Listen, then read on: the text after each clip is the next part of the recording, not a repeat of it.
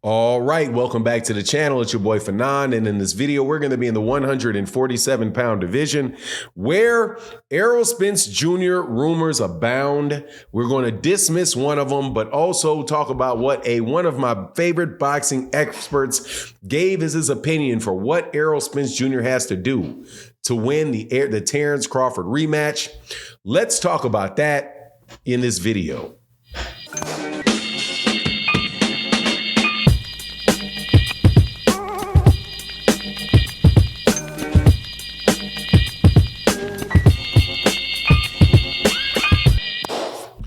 All right, welcome back to the channel. It's your boy Fanon, and in this video, we're going to be in the 147-pound division where Errol Spence Jr. will be rematching Terrence Bud Crawford. And man, this stuff is funny. I can't lie. And there are people out here saying that Errol Spence Jr. has fired or going to fire his trainer for the rematch. Also, I have a boxing, and we're going to talk about that. And also that there is a boxing expert out there, one of my favorite people to talk about, the Great Blood Boxing co-host on the show that we do on Sundays called OG Boxing Talk, who gave his opinion, and I think is a very valid one, about one of the major things that would help Errol Spence Jr. overcome Terrence Crawford in the rematch. And it is definitely related to one of the best young fighters in the world and something Terrence Crawford himself had done to prepare for Errol Spence the first time. So, but before I get into that, let me welcome you back to the channel. If you are new to the channel, please accept my invitation to hit the subscribe button, hit the bell icon so you can be notified when we release more videos. And if you're a longtime subscriber and supporter of the channel, thank you so much for your continued support. Man, I'm still tripping over this other thing. I just did another video that came out before this, so I'm still tripping a little bit.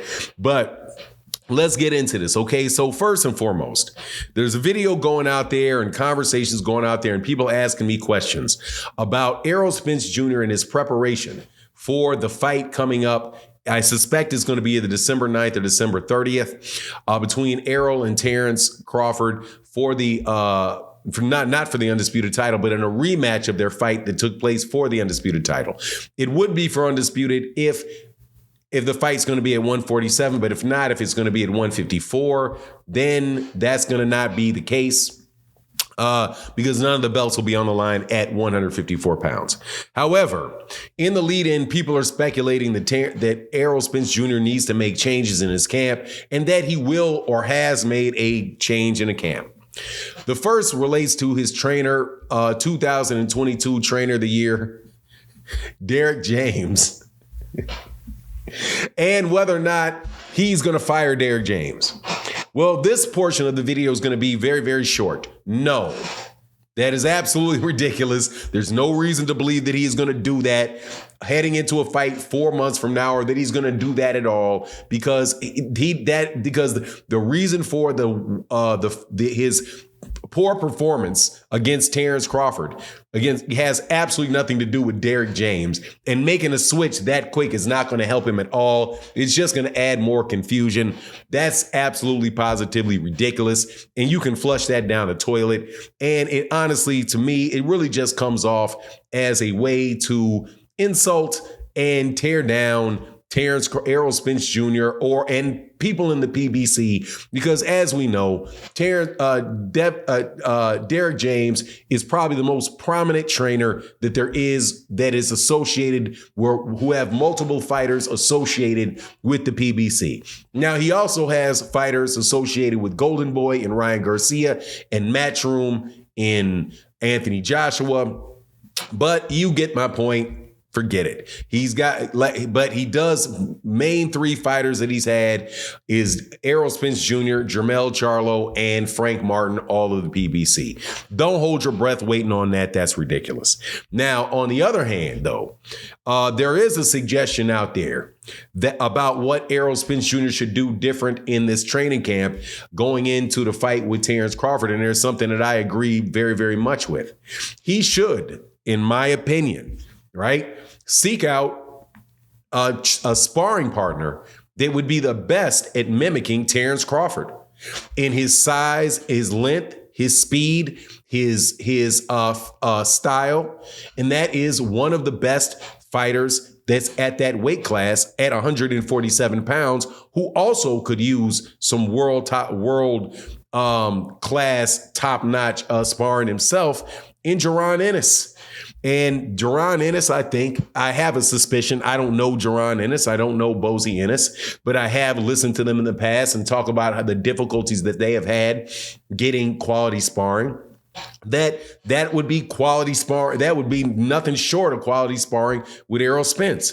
And if Errol Spence is not going to be fighting at 147 pounds and Jaron Ennis is going to be there for the next couple of years collecting those belts, there's nothing preventing those guys from doing that and working together in a way that could benefit both of them.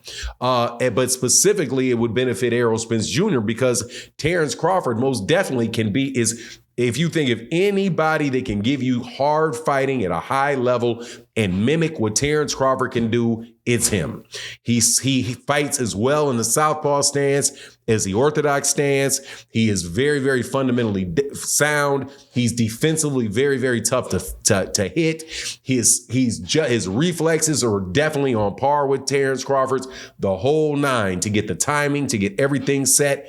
It'll be a pretty penny to get it done, probably be a pretty penny to get it done, but still would be a really good thing. And it is something that Terrence Crawford did. Before people say that that's ridiculous, it is something that Terrence Crawford himself has done.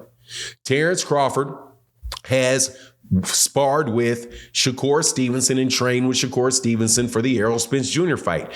Somebody that is a world-class level fighter who is a southpaw who can mimic Errol Spence Jr.'s style by doing what Errol Spence Jr. does from the southpaw stance, and is quick. The power is probably not the same with Shakur Stevenson, but the quick feet, all of those things at a very, very, very high level, which is going to be very difficult to get, almost impossible to get and when I'm talking about Jaron Ennis, in the case of Jaron Ennis, will be almost impossible to get for Errol Spence Jr.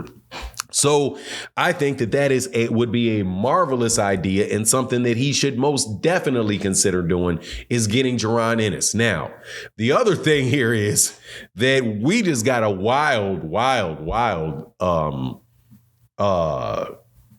situation now going into this rematch, because there is a possibility, and I'm only going to call it a possibility, that Brian McIntyre might not be available for the rematch between Terrence Crawford and Errol Spence, and I don't think it'll make a big difference, but in Terrence Crawford's camp, because he's plenty experienced. However, he very well may not be there because of one of the most monumentally dumb decisions he's at least being accused of making, one of the most monumentally dumb decisions that, man, I have ever heard, man, in a position, in the position he's in, to jump on a plane to go over to the UK with a loaded GUN, with a GUN and ammunition. Oh God, man, what are you thinking? It's a 5-year mandatory minimum, man. You get caught with if he gets convicted of that is a 5-year mandatory minimum. And if you don't know what a mandatory minimum is, look at the two words. Mandatory means they got to give it to you. Minimum, no less than 5 years. Dude, that's the end of Bomac's career if he gets convicted of that, man. Crazy. I have no idea why in the world he would have done that. But that's a big what if going into this next fight, man, without a doubt. But anyway, that's my take on the matter.